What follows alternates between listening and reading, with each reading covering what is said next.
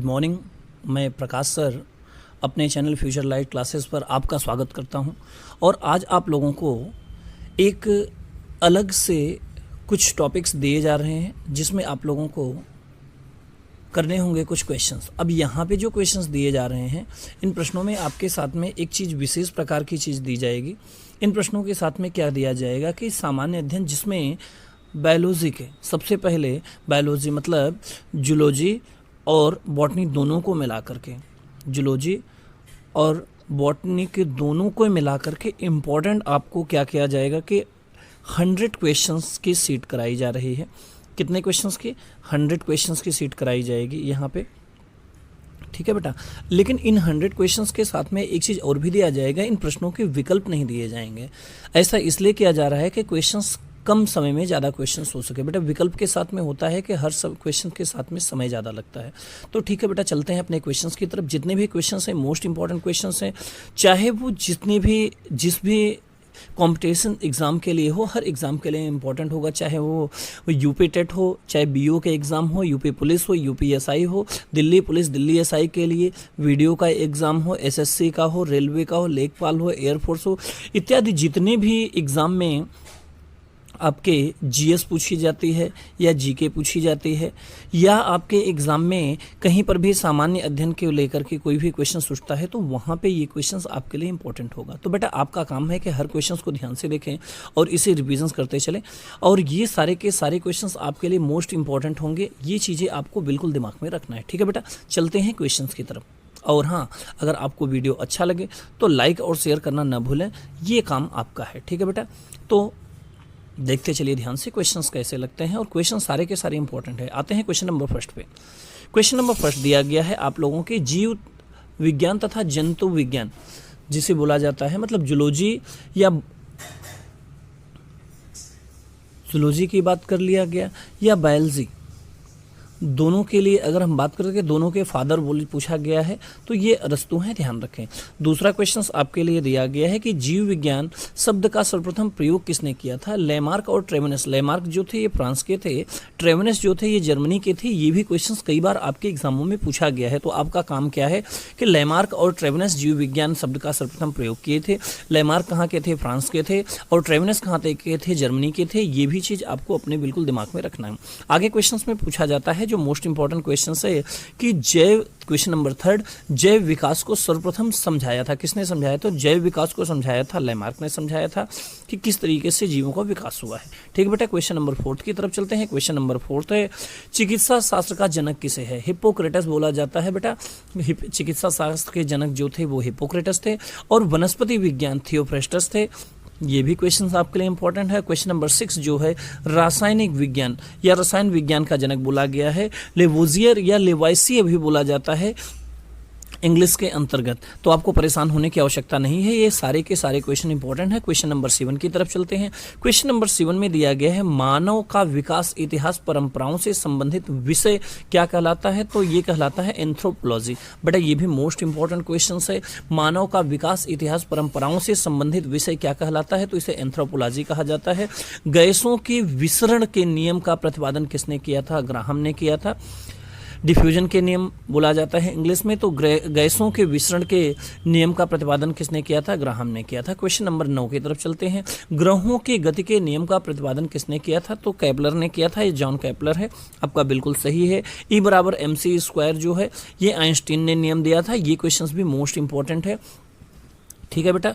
इसी से प्रकाश की चाल का भी निर्धारण किया गया था। क्वेश्चन नंबर 11 की तरफ आते हैं। जड़त्व के नियम की खोज किसने की थी? तो जड़त्व के नियम की खोज गैलीलियो ने की थी। किसने की थी? गैलीलियो ने की थी। अगला क्वेश्चन है गुरुत्वाकर्षण के नियम का प्रतिपादन किसने किया था? तो गुरुत्वाकर्षण के नियम का प्रतिपादन न्यूटन ने किया था और न्यूटन को फिजिक्स का फादर बोला जाता है। फिजिक्स का फादर ऑफ फिजिक्स अगर पूछा जाता है तो वो होते हैं न्यूटन। प्राकृतिक वर्ण सिद्धांत के प्रतिपादक कौन थे? तो ये है डार्विन, जिसे डार्विन का नियम बोला जाता है। प्राकृतिक वर्ण का सिद्धांत या चेन सिद्धांत भी आपको कई बार मिला होगा हाई स्कूल या 9th के बुक्स में। तो इसका नियम जो दिया था वो दिया था डार्विन ने। क्वेश्चन नंबर 14 पे आते हैं, उत्परिवर्तन का सिद्धांत, तो ये ह्यूगो डी व्रीज ने दिया था। और 15 नंबर क्वेश्चन, नेचुरल सेलेक्शन का सिद्धांत किसने दिया था, तो ये डार्विन ने दिया था। ये भी मोस्ट इंपॉर्टेंट क्वेश्चन है। विकास के सिद्धांत के प्रतिपादक ये भी चार्ल्स डार्विन ने दिया था। तो चार्ल्स डार्विन ने नेचुरल सिलेक्शन क्या सिद्धांत या सिलेक्शंस बोला जाता है, नेचुरल सिलेक्शंस का सिद्धांत होता है। और यहाँ पे विकास के सिद्धांत के प्रतिपादक पूछा गया तो चार्ल्स डार्विन दिए गए हैं। ठीक है बेटा, अगला क्वेश्चन है अनुवांशिकी के जनक। तो अनुवांशिकी के जनक तो आप लोग मोस्ट इंपॉर्टेंट रूप से जानते हो कि अनुवांशिकी के जनक जो हैं ये ग्रेगर जॉन मेंडल थे। इन्होंने मटर पाइसम सेटाइवम के ऊपर अपना सारा प्रयोग किया और उन्होंने बताया था। मेंडल ने अपने प्रयोग के लिए चयन जो किया था तो मटर के पौधे का किया था। और अगले क्वेश्चंस में दिया गया अनुवांशिकता के विज्ञान को अनुवांशिकी या जेनेटिक्स कहा जाता है। ये भी या अनुवांशिकता के सिद्धांत को क्या कहा जाता है, जेनेटिक्स कहा जाता है। तो इस क्वेश्चन का सीधे सीधे आंसर दे दिया गया है, तो इसीलिए इस क्वेश्चन के आंसर्स को आगे नहीं दिया गया है। आते हैं क्वेश्चन नंबर 20 की तरफ चलते हैं। क्वेश्चन नंबर 20, अनुवांशिकी उत्परिवर्तन होता है तो ये क्रोमोसोम में होता है। क्रोमोसोम आप लोगों ने अच्छी तरह से पढ़ा होगा। सर्वप्रथम जीन शब्द का प्रयोग किसने किया था, तो जॉनसन ने किया था, जोहानसन ने किया था, आप लोगों को लिखा हुआ मिलेगा। और जीन अवस्थित होते हैं, मतलब जीन कहाँ पे पाए जाते हैं, तो गुणसूत्रों पे जीन पाए जाते हैं, क्रोमोसोम्स के ऊपर पाए जाते हैं। ठीक है बेटा, आते हैं क्वेश्चन नंबर 23 की तरफ चलते हैं। क्वेश्चन नंबर 23 में दिया गया है, एक जीन एक सिद्धांत को प्रतिपादन किसने किया था, बीडल और टैटम। ये मोस्ट इंपॉर्टेंट क्वेश्चन है बेटा, इसे अच्छी तरह से देख ले। अगर आप बायो या साइंस से जुड़े हुए सामान्य साइंस के अध्ययन के लिए आप चल रहे हो, सामान्य विज्ञान के अध्ययन को आप कर रहे हो, तो ये मोस्ट इंपॉर्टेंट क्वेश्चन है। एक जीन एक एंजाइम सिद्धांत का प्रतिपादन किसने किया था, तो बीडल और टैटम ने किया था। खून का जो लाल रंग होता है, ब्लड का जो रेड कलर होता है, वो हीमोग्लोबिन के कारण होता है, एचबी के कारण होता है। ये भी मोस्ट इंपॉर्टेंट क्वेश्चन है आप लोगों के लिए। बेटा एक चीज़ ध्यान रखें कि अगर आप हमारे चैनल पर पहली बार आए हैं तो चैनल को लाइक और सब्सक्राइब करना ना भूलें। और कैसा लगा आपको ये वीडियो तो तुरंत आप बताएं, और ऐसे ही वीडियो आपको लगातार मिलते रहेंगे। ठीक है बेटा, आगे चलते हैं क्वेश्चन नंबर 25 की तरफ। हीमोग्लोबिन में पाया जाने वाला तत्व जो एलिमेंट है वो लोहा होता है बेटा, Fe पाया जाता है। अगला क्वेश्चन से हीमोग्लोबिन यौगिक है, तो किस चीज़ का यौगिक है हीमोग्लोबिन। क्वेश्चन नंबर 26, ये क्वेश्चंस में जो यौगिक होता है वो प्रोटीन का होता है, तो हीमोग्लोबिन यौगिक है प्रोटीन का। अगला नंबर क्वेश्चन नंबर 27 पे आते हैं। खून थक्का नहीं जमता है, खून का थक्का किस बीमारी में नहीं जमता है, तो हीमोफीलिया रोग में नहीं जमता है। ऐसे में क्या होता है कि जब किसी हीमोफीलिया से पीड़ित व्यक्ति को चोट लगता है तो उसके ब्लड उसके शरीर से लगातार निकलता रहता है और खून का थक्का नहीं जमता है, और ज़्यादा खून रक्त स्त्राव के होने की वजह से उसकी मृत्यु हो जाती है। अगला क्वेश्चन है 28, यहाँ पे दिया गया शरीर के अंदर रक्त को जमने से रोकता है। अच्छा, हिपैरिन होता है तो जमने से रोकता है, हिपैरिन नामक प्रोटीन है तो शरीर के अंदर रक्त को जमने से रोकता है। इसका मतलब है निश्चित रूप से हीमोफीलिया जिसके अंदर होगा उसके अंदर हिपैरिन होगा तो ब्लड को रोकेगा जमने से, जिससे कि जब जमेगा नहीं तो लगातार बाहर की तरफ, बॉडी से बाहर की तरफ निकलता रहेगा। ठीक है बेटा, क्वेश्चन नंबर 29 की तरफ चलते हैं। क्वेश्चन नंबर 29 में दिया गया, हिपैरिन नामक प्रोटीन का उत्पादन होता है, मतलब हिपैरिन नामक प्रोटीन जो है बॉडी के किस अंग से उत्पादित होता है, तो ये यकृत से होता है। तो ये भी मोस्ट इंपॉर्टेंट क्वेश्चन है। और रक्त का अध्ययन, study of blood is also called haematology, तो हेमेटोलॉजी कहलाता है, क्या कहलाता है, हेमेटोलॉजी। आते हैं क्वेश्चन नंबर 31 की तरफ। क्वेश्चन नंबर आते हैं 31 की तरफ, और 39 नंबर क्वेश्चंस पे क्या दिया गया है देखिए ध्यान से। रक्त के थक्का बनने में सहायक जो हेल्प करता है वो है प्लेटलेट्स।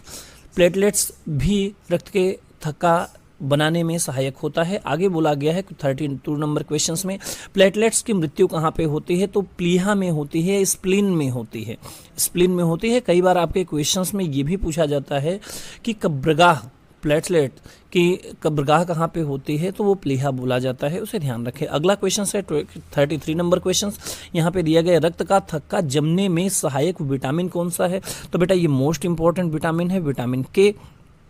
ये ब्लड का थक्का जमने में सहायक होता है। ठीक है बेटा, आते हैं क्वेश्चन नंबर 34 की तरफ। यहाँ पे बोला गया रुधिर का तरल भाग होता है, तो रुधिर का तरल भाग जो होता है वो प्लाज्मा होता है। और 35 नंबर क्वेश्चन में दिया गया रक्त का कितना प्रतिशत भाग प्लाज्मा होता है, तो 60%। ब्लड का 60% भाग जो होता है वो क्या होता है, प्लाज्मा का होता है। और पदार्थ की चौथी अवस्था ठोस, द्रव और गैस, ये आपकी पदार्थ की 3 अवस्थाएं होती हैं। इन तीनों अवस्थाओं के बाद में जो चौथी अवस्था होती है पदार्थ की, वो होती है प्लाज्मा। तो आपको बेटा क्वेश्चन बहुत अच्छे से समझ में आ चुका होगा। आते हैं क्वेश्चन नंबर 37 की तरफ। क्वेश्चन नंबर 37 में पाया गया रक्त में पाई जाने वाली धातु या एलिमेंट्स जो है वो कौन सी है, तो ये लोहा है। और ब्लड बैंक किसे कहा जाता है, स्प्लीन को कहा जाता है, प्लीहा को कहा जाता है। मतलब आपका ब्लड जो बनता है बॉडी में वो कहाँ पे बनता है, प्लीहा में बनता है। ठीक है बेटा, बोन मैरो में भी बनता है कई जगह, ये भी आपको दिमाग में रखना पड़ेगा। आरबीसी का कब्रगाह, ये मोस्ट इंपॉर्टेंट क्वेश्चन है, हर एग्जाम में पूछा जाता है। तो आरबीसी का कब्रगाह किसे बोला जाता है, जहाँ पे समाप्त होता है, तो ये प्लीहा में बोला जाता है। ब्लड बैंक को, रक्त को सुरक्षित रखा जाता है, मतलब ब्लड बैंक में जो ब्लड सुरक्षित रखा जाता है तो कितने टेम्परेचर पे, 40 डिग्री फ़ारेनहाइट पर रखा जाता है। तो 40 पे रखा जाता है। ब्लड ग्रुप की बात करते हैं तो ब्लड ग्रुप आपके ए होता है, बी होता है, ए बी होता है और ओ होता है। बेटा ओ के बजाय 0 होता है, लेकिन आप ओ मान सकते हो, चूंकि सब ए बी से मिलते जुलते होते हैं इसलिए वो आप मान सकते हो। आते हैं क्वेश्चन नंबर 42 की तरफ चलते हैं। क्वेश्चंस ये भी बड़ा इंपॉर्टेंट है कि ब्लड ग्रुप की खोज किसने की थी, तो कार्ल लैंड स्टीनर ने किया था। सर्वदाता रक्त समूह, बेटा ये सर्वदाता और सर्वग्राही 43 और 44 नंबर क्वेश्चंस हमेशा इंपॉर्टेंट है, पूछे जाते हैं। सर्वदाता बेटा ओ निगेटिव होता है, सर्वदाता ओ निगेटिव होता है, यहाँ पे केवल ओ दिया गया तब भी गलत नहीं है क्योंकि ऑप्शंस नहीं है, तो जो है ओ निगेटिव होता है।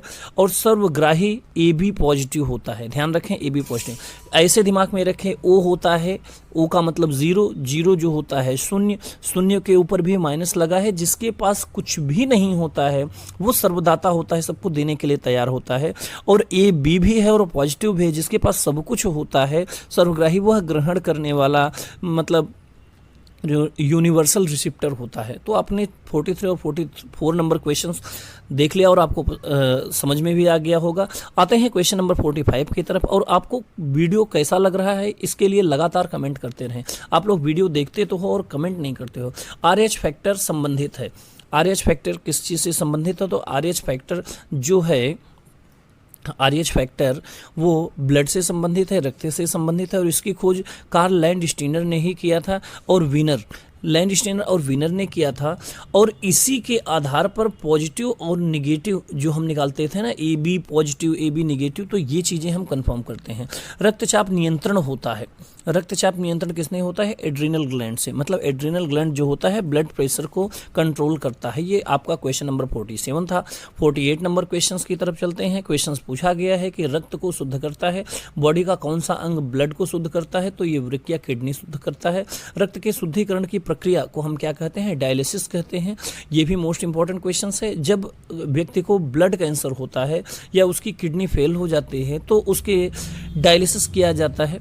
तो डायलिसिस के अंतर्गत क्या किया जाता है कि बाहर से शुद्ध ब्लड को उसकी बॉडी के अंदर डाला जाता है और अंदर से जो डीऑक्सीजनेटेड ब्लड होते हैं और ऑक्सीजनेटेड ब्लड को डाल करके डीऑक्सीजनेटेड ब्लड को उसके शरीर से बाहर किया जाता है। मूत्र का निर्माण किसमें होता है, ये भी किडनी में ही होता है।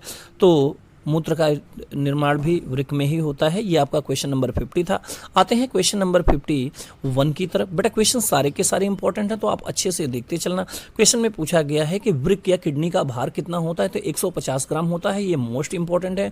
मानव गुर्दे में बनने वाली पथरी होती है कैल्शियम ऑक्जेलेट की, किसकी होती है, कैल्शियम ऑक्जेलेट की होती है। रक्त क्षारी या पीएच होता है, ये भी क्वेश्चन 53 नंबर पूछा गया है। रक्त ब्लड जो होता है क्षारी का जो पीएच मान होता है वो कितना होता है, तो ब्लड का जो पीएच मान होता है 7.4 होता है। तो ये तो आप वैसे ही दिमाग में रखें कि ब्लड का क्षारी मान जो होता है 7.4 होता है। 53 नंबर क्वेश्चन। 54 नंबर क्वेश्चन पे आते हैं। रक्तदाब मापने वाला यंत्र, ये भी बीपी जो मापा जाता है स्फेग्नो मैनोमीटर होता है, स्फिग्नोमैनोमीटर होता है। ये भी मोस्ट इंपॉर्टेंट क्वेश्चन है जो आपके लिए हमेशा काम देगा। आते हैं 55 नंबर क्वेश्चन की तरफ। सर्वप्रथम ब्लड परिसंचरण तंत्र का अध्ययन किसने किया था? तो विलियम हार्वे ने किया था। ब्लड सर्कुलेशन सिस्टम जिसे बोला जाता है, ब्लड सर्कुलेशन सिस्टम मतलब बॉडी में कैसे सर्कुलेट होता है, इस क्वेश्चन को जो पूछा गया है तो ये विलियम हार्वे ने किया था। तो ये भी मोस्ट इंपॉर्टेंट क्वेश्चन है। आते हैं क्वेश्चन नंबर 56 की तरफ। यहाँ पे क्वेश्चंस में दिया गया है शरीर से हृदय की ओर ब्लड को ले जाने वाली रक्त वाहिनी को क्या कहा जाता है? सिरा कहा जाता है। क्या कहा जाता है बेटा? सिरा कहा जाता है। तो ये क्वेश्चंस भी आपके लिए मोस्ट इंपॉर्टेंट, इसे सिरा कहा जाता है। शरीर से हृदय की ओर रक्त ले जाने वाली रक्त वाहिनी जो होती है, ब्लड कार्पसेल्स जो होती है, उसे सिरा कहा जाता है। और अगला क्वेश्चन जो आपके लिए दिया गया है, शरीर से हृदय की ओर लेकर जाने वाली रक्त वाहिनी को धमनी बोला जाता है। ये सारे के सारे क्वेश्चंस मोस्ट इंपॉर्टेंट है, तो आप बहुत अच्छी तरह से इन प्रश्नों को देखते चलें। आते हैं क्वेश्चन नंबर 58 की तरफ। 58 नंबर क्वेश्चन बोला गया, हृदय की धड़कन का नियंत्रण, मतलब जो लब और डब की आवाज़ आती है, धक धक की आवाज़ आती है, किसे नियंत्रित करता है? पेसमेकर। बॉडी के अंदर पेसमेकर होता है। और आगे बोला गया जराविक सेवन क्या है? ये आपका आर्टिफिशियल हार्ट है या कृत्रिम हृदय है? जराविक सेवन, ये भी बहुत इंपॉर्टेंट है, क्वेश्चंस कई बार पूछा गया है। शरीर में ऑक्सीजन का परिवहन किसके द्वारा होता है? तो ब्लड के द्वारा होता है। आगे अगला क्वेश्चन है क्वेश्चन नंबर 61। पित्त होता है, मतलब पित्त का रंग कौन सा होता है, ये पूछा गया है। पीले और हरे रंग का क्षारीय द्रव होता है। तो ये क्वेश्चन है। अगला क्वेश्चन बोला गया है पित्त बाइल का पीएच कितना होता है? तो 7.7 होता है। ठीक है बेटा। अगला क्वेश्चन दिया गया है पित्त स्रावित होता है। तो पित्त कहाँ से स्रावित होता है? तो पित्त जो है यकृत से स्रावित होता है। तो 63 नंबर क्वेश्चन का है, ये यकृत द्वारा होता है। आगे 64 नंबर क्वेश्चन दिया गया है कि लीवर में भविष्य के लिए भंडारित रहती है, तो विटामिन ए रहती है। मतलब विटामिन ए अगर जैसे आपने एक बार खा लिया है और आगे अगर आपने नहीं खाया है तो भी विटामिन ए आपके बॉडी में क्या कहता है, लीवर में स्टोर रहता है, भंडारित रहता है। और पित्त या बाइल कहाँ पे जमा होता है? पित्ताशय में होता है या बाइल डक्ट में कंडक्ट होता है। ठीक है बेटा। आते हैं क्वेश्चन नंबर 66 में।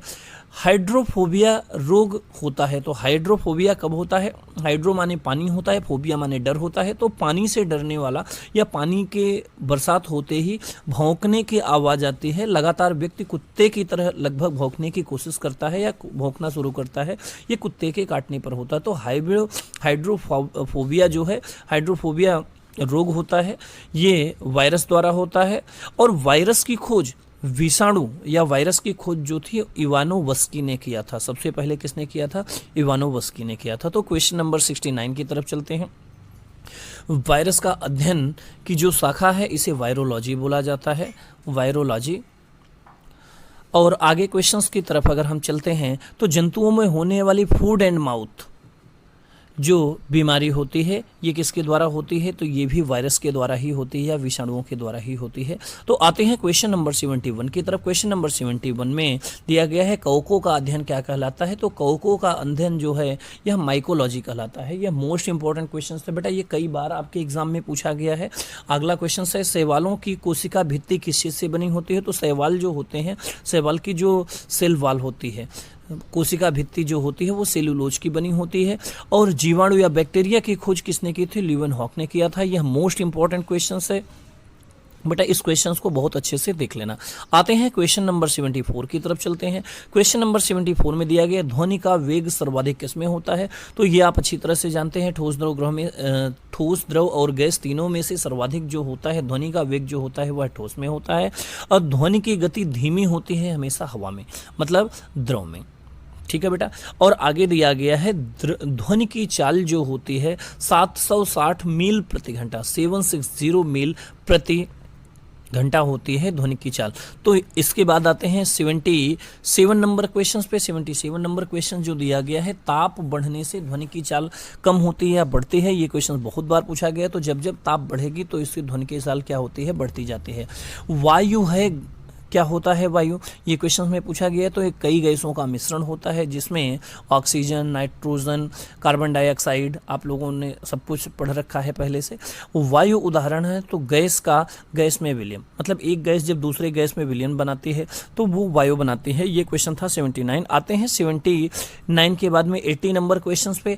हवा में ध्वनि का वेग कितना होता है? तो 332 मीटर प्रति सेकंड होता है, 332 मील प्रति सेकंड होता है। ठीक है बेटा।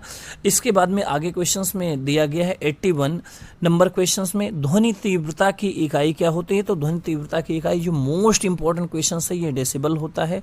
हवा का वाष्प घनत्व कितना होता है? तो 14.4 हवा का वाष्प घनत्व होता है। ये भी मोस्ट इंपॉर्टेंट क्वेश्चंस आपसे पूछा गया है।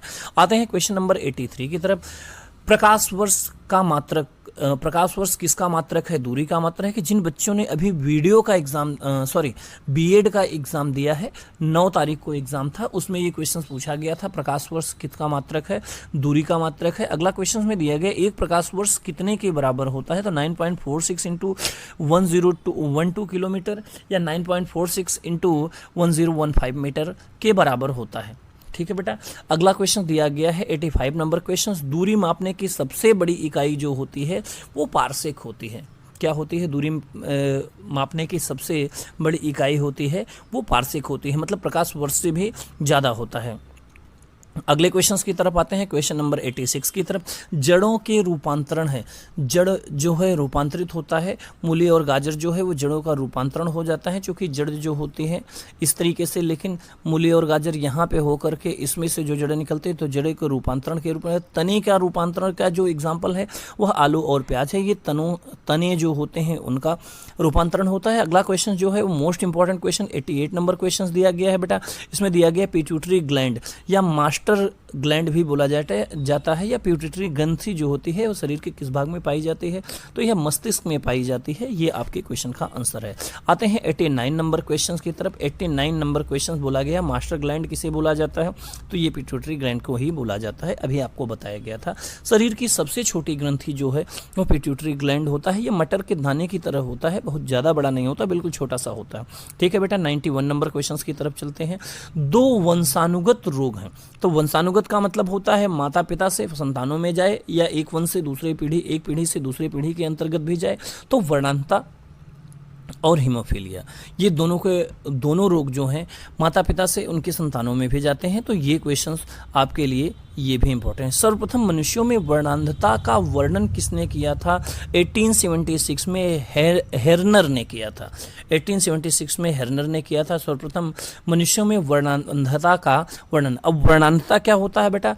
काले और हरे रंग में, काले और लाल रंग में कभी भी, हरे और लाल रंग में कभी भी क्या होता है? हरा और लाल रंग दोनों काले दिखाई देते हैं। जो भी व्यक्ति को यह वर्णांधता होता है तो ऐसे व्यक्ति को रेलवे में जॉब नहीं मिल पाते हैं, या अन्य चीज़ों में भी कई बार उन्हें नुकसान उठाना पड़ सकता है। आते हैं 93 नंबर क्वेश्चन की तरफ। यह एक वर्णांध व्यक्ति में पहचान करने की क्षमता नहीं होती है। तो वही क्वेश्चन दिया गया, हरा और लाल रंग की पहचान करने की क्षमता नहीं है। तो अगला क्वेश्चन है थायरॉक्सिन हार्मोन्स कहाँ से स्रावित होता है? तो थायराइड ग्लैंड से होता है। थायरॉक्सिन हार्मोन्स जो होता है थायरॉक्सिन ग्लैंड से होता है।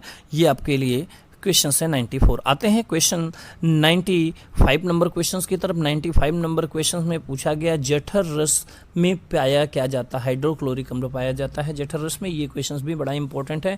लाइकेन में परस्पर सहजीवी मौजूद होता है, कवक और शैवाल। सहजीविता का मतलब होता है जब दो जंतु एक साथ में रहें और एक दूसरे को लाभ पहुंचाएं, पहला दूसरे को और दूसरा पहले को लाभ पहुंचाए, वो सहजीविता होता है। तो लाइकेन में परस्पर सहजीवी मौजूद होते हैं कवक और शैवाल।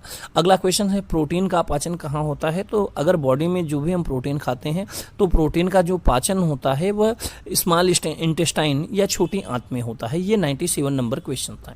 अगला क्वेश्चन है 98 नंबर क्वेश्चन। मनुष्य का पाचन कहाँ से आरंभ होता है, या मनुष्य में पाचन कहाँ से आरंभ होता है? तो ये माउथ या मुख से ही प्रारंभ हो जाता है। और अगला क्वेश्चन पचे हुए भोजन का अवशोषण कहाँ होता है या एब्जॉर्प्शन कहाँ पे होता है? तो ये छोटी आंत में होता है। अगला 100 नंबर क्वेश्चन है लार में, मनुष्य के लार में कौन सा एंजाइम पाया जाता है? तो एंजाइम जो होता है वो टाइलिन होता है। तो ये आपके 100 क्वेश्चंस पूरे हुए। बेटा आपको वीडियो कैसा लगा ये ज़रूर बताएं, और अगर आपको अच्छा लगा तो लाइक भी करें और सब्सक्राइब भी ज़रूर करें।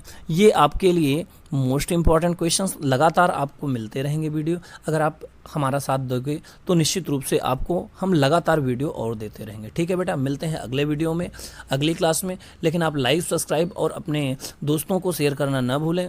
मिलते हैं अगली क्लास में। ऑल द बेस्ट एंड जय हिंद।